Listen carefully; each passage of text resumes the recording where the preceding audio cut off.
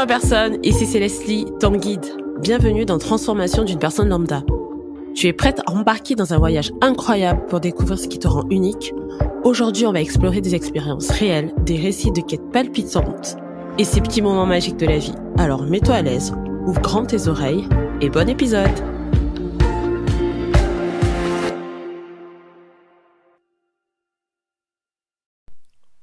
Bonjour mes personnes, j'espère que vous allez bien. Donc on part sur un petit épisode croustillant, palpitant, intéressant.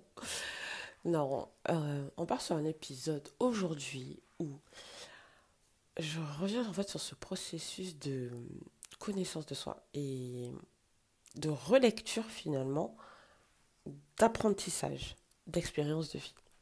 Je m'explique. En fait, c'est pas si compliqué que ça a l'air très théorique, conceptuel, et vous savez, moi je n'aime pas ça. Moi j'aime quand c'est concret. Concrètement, en ce moment, je suis dans une phase en fait où je reviens sur ce que j'ai découvert, appris, là où j'ai eu des déclics. J'ai vraiment découvert le développement personnel en 2016. Ouais, c'est ça, 2016-2017. À l'époque, grande naïve de mon état, je pensais qu'en quelques mois, voire un an max, tous les problèmes de ma vie seraient réglés parce que j'allais apprendre à savoir qui je suis, à développer des outils de confiance en soi, de l'introspection, en avant Guingamp, et c'est parti. Non, non, non, non, non, pas du tout, en fait. Mais ça, je les ai après. Après, il y a eu la version grosse désillusion, délulu, hein, comme disent les Américains, où je me suis dit, mais en fait, je vais jamais m'en sortir. C'est-à-dire, plus je vais, plus il y a d'outils, plus il y a de méthodes aussi, de méthodologie. Il y a le côté aussi énergétique qui a commencé, parce que j'ai commencé sur le côté très mental de la chose. Après, je suis allée sur les émotions, la gestion des émotions. Ça a été un combat de vie jusqu'à ce que je comprenne en fait que je n'allais pas contrôler. Enfin, quand j'ai contrôlé, c'était plus inhiber, taire mes émotions. Parce que mon grand fantasme, c'était de dire que on ne voit pas les émotions sur mon visage. Je n'ai pas à ressentir ça. Les gens ne doivent pas savoir ce que je ressens pour ne pas les utiliser contre moi. Que les larmes n'ont pas à couler au mauvais moment, quand en fait je dois être forte, quand je dois être froide, quand je dois être autoritaire, les larmes n'ont pas à monter à ce moment-là, hein, parce qu'en fait ça fait capoter en fait tout la mascarade de je contrôle, je suis là. Alors déjà quand j'étais un peu plus en paix avec cette version des émotions, je me suis sentie beaucoup mieux, clairement, en me disant, bon, à un moment donné, les émotions sont là. D'autres personnes semblent ou ne ressentent pas les émotions de la même manière que moi, ou de manière aussi forte. C'est ok. Donc déjà, il y a eu un gros soulagement parce que combattre contre soi, c'est au-delà d'être épuisant, mais j'avais vraiment l'impression de partir perdante. Et moi, j'aime pas les jeux en fait où j'ai pas de chance de gagner en fait. Et oui, je comprenais pas en fait que mais quand c'était moi, en fait, ça sortait vite, la voix se troublait facilement, j'avais l'alarme facile, vous voyez, et qu'on avait associé l'alarme facile avec elle est fragile. Oh, mais ce terme, elle est fragile, mais quelle horreur! Mais non, en fait, non, pas du tout. Donc, ouais, sur la partie émotion, ça a pris un peu de temps, tout est relatif, hein, ça a pris quelques mois, voire quelques années, mais j'ai compris en fait le moment où j'ai compris que ressentir ces émotions, ok, arriver à les identifier, à être plus précis sur, okay, sur quelle émotion je ressens, à enlever le terme émotion négative par sensation inconfortable quand je ressens cette émotion. Quand j'ai aussi compris, quand j'ai mis plus de conscience sur tout est éphémère en fait, que ce soit la joie c'est éphémère, la tristesse est éphémère, la frustration, la colère.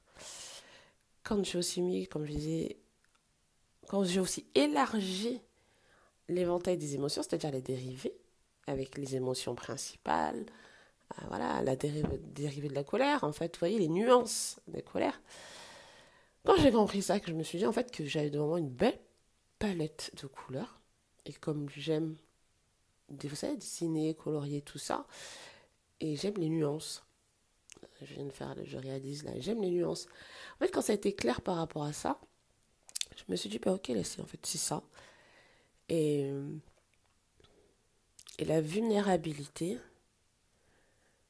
c'est-à-dire quand pour moi, l'événement n'était plus l'histoire que je me racontais autour d'un événement de fait, n'était plus aussi, c'était plus aussi vif en moi, c'était plus aussi vif et que j'avais vu la pépite, ouais, voilà, bon, j'avais vu la pépite dans cette histoire, ça m'a enlevé d'un point, ça m'a enlevé d'un point en disant, ah, mais en fait, mais c'est génial, franchement, c'est génial, enfin, c'est génial, on se comprend, hein, sur le moment, non, mais d'avoir la capacité à avoir ce recul et me dire, mais là, en fait, si j'avais pas vécu ça comme ça, je n'aurais pas compris ça. Et franchement, il y a eu des moments où ça a été hyper douloureux, mais quand on en ressort, ça me fait vraiment penser, voilà, comme avec son ex, vous savez, il n'y a plus de sentiments avec cette personne qui représentait tout et qui avait à qui on donnait une forme de pouvoir, on se sent bien. Ouais, donc il y a eu toute cette partie émotion. Déjà, on se sent un petit peu mieux. Et après, ce que j'aime, c'est, vous savez, jouer avec les choses, faire des combinaisons, un peu comme en cuisine. Voilà, en cuisine. Voir en fait les combinaisons, peut-être entre les ingrédients, et voir ce que ça donne au niveau de la saveur. Et donc, les émotions, ok. Après, il y avait le côté très mental. Et encore une fois, voilà, beaucoup, beaucoup, beaucoup de choses qui existaient. Et moi qui adore apprendre de nouvelles choses, je me suis quand même retrouvée à un moment donné en me disant, waouh, mais je vais jamais m'en sortir. En fait, c'est un puits sans fond. Le développement personnel, c'est bien beau. C'est un puits sans fond. Ça coûte un bras. Franchement, ouais, parce que c'était vraiment les sorts, ça coûte cher. Et puis des fois, il y a la déception, en fait, de ne pas trouver ce qu'il nous fallait. Pourquoi? Parce on n'est pas comme une voiture qui va sur le garage. Il n'y a pas un diagnostic clair en disant, bah, écoute, toi, tu devrais commencer euh, je sais pas, par de l'énergétique qui vont t'arriver à comprendre en fait tes émotions, qui vont arriver à ce que au niveau de ton corps, je sais pas, tu libères des traumas ou peu importe. Enfin, il n'y a pas de schéma tout clair, il n'y a pas de diagnostic pour dire, ben voilà, en fait, le processus ou le parcours de santé comme on a en médecine moderne, c'est ça, ça, ça. Déjà, il n'y a pas ça. Et en plus, c'est pas personnalisé. Et moi, j'aime que ce soit personnalisé parce que chaque personne est différente. Donc, c'est à nous de faire l'expérience de OK, par quoi je commence. Et donc, cet effet puits sans fond ou vraiment en mode pieuvre, c'est-à-dire tentaculaire, ça n'arrête pas, il n'y a pas de fin. Donc, j'ai commencé sur le mental, sur du coaching mental, apprendre les mécanismes et tout. OK, intéressant. La partie la plus vraiment intéressante, effectivement, c'est la puissance de la croyance, les pensées aussi, à quel point, euh, pendant mon école de coaching, c'était à apprendre donc, finalement comment on arrivait à identifier les pensées limitantes, parce que j'en étais là, à même les identifier compliquées, les identifier, les shifter, donc les basculer, savoir en fait ce qu'on garde pas, et quelles nouvelles croyances sont secrètes, parce que toutes les croyances ne sont pas mauvaises, à, à renforcer, ancrer ses croyances. Mais, 2 ans d'école de coaching, 2 ans à se faire très régulièrement coacher, même si c'était vraiment la partie que j'évitais. Parce qu'en fait, je sentais que effectivement, ça était trop, j'étais trop dans l'émotionnel. Moi, je sortais pas d'un exercice de coaching. On faisait en fait des trios sans pleurer. C'était vraiment insupportable. Et si je ne pleurais pas, en fait, j'allais pas en profondeur. C'était ça aussi le truc. Sauf qu'à un moment donné, quand on met un sujet qui nous est cher, sur lequel on veut avancer, voilà.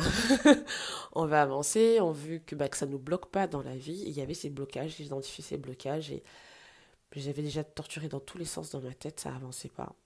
qui est des coachings intéressants qui m'ont fait légèrement pivoter de position, mais je sentais que ça n'allait pas en fait au bout, quoi. Et même avec un plan d'action derrière, avec tout,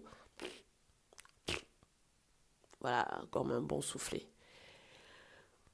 Et à la fin de ma formation, à la fin des 2 ans, donc en 2023, c'est ça, début 2023. Déjà fin 2022, je commence à me dire, mais le corps dans tout ça, le corps, parce que au-delà de ma formation, ben, je suis vraiment très très connectée au développement personnel, donc mes algorithmes, c'est que ça, c'était ça les coachs business. Euh, donc mais je voyais qu'il y avait un truc avec le corps. Et, et donc je suis allée sur la partie corps, énergie, intuition. Voilà, intuition. Et là, vraiment, pour moi, ça a commencé à compléter le puzzle. Le puzzle de tout ce que j'avais mis en place, de tout ce que j'étais allée fouiller là, déraciner, fouiller, remuer.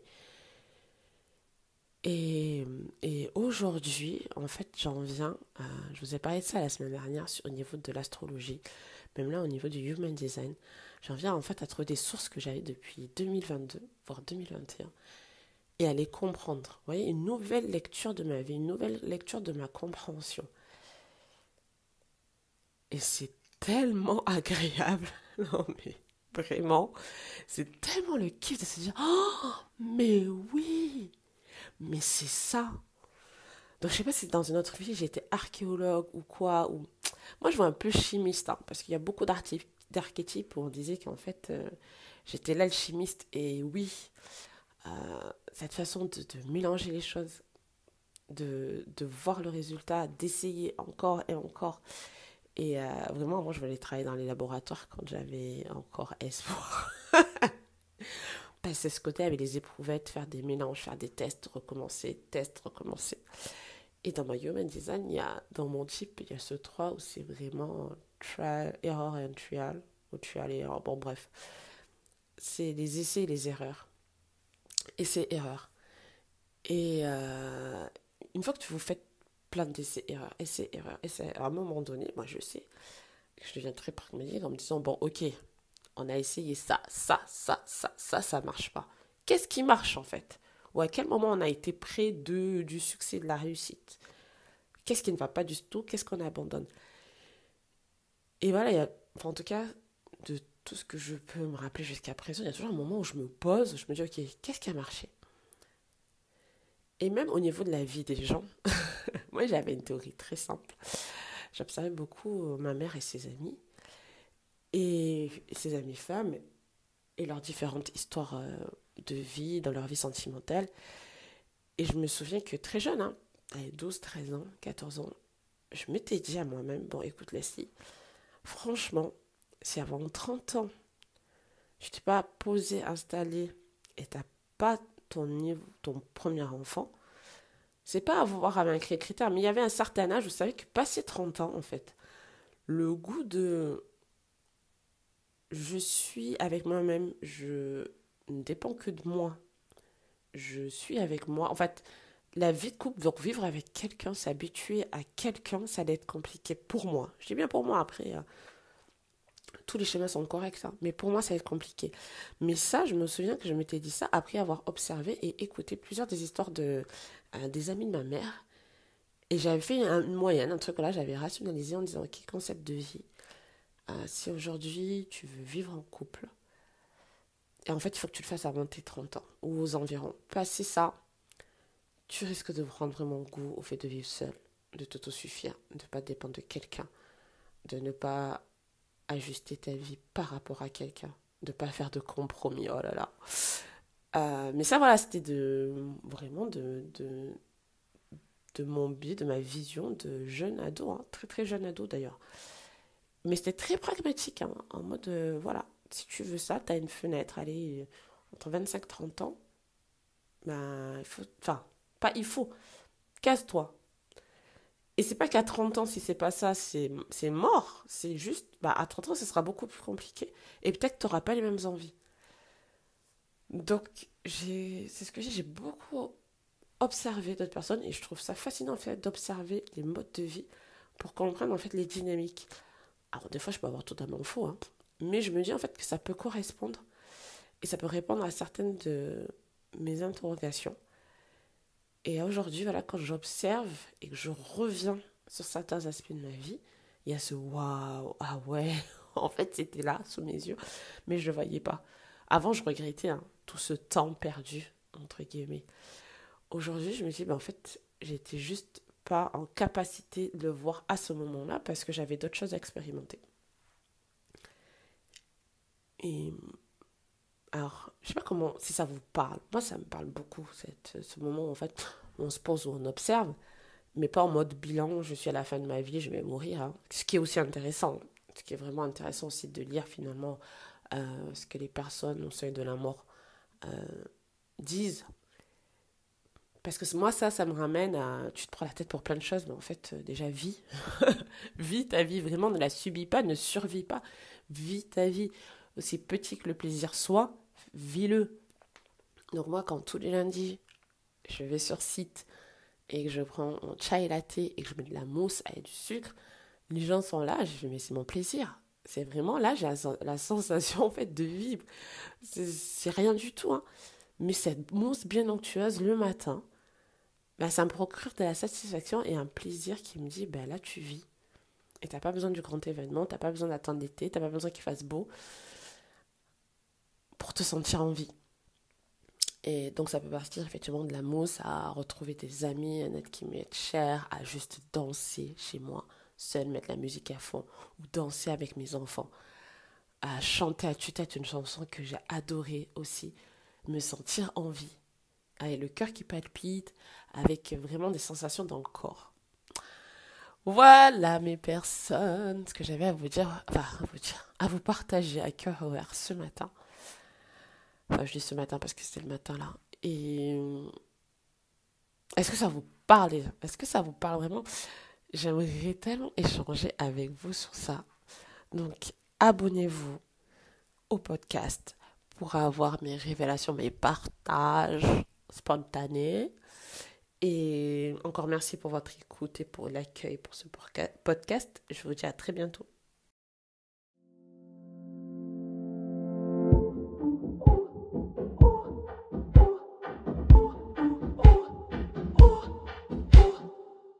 Et voilà, c'est la fin de notre épisode d'aujourd'hui. Merci d'avoir été là, ma personne. Si tu as aimé ce moment passé ensemble, pense à t'abonner au podcast et à le partager avec tes amis.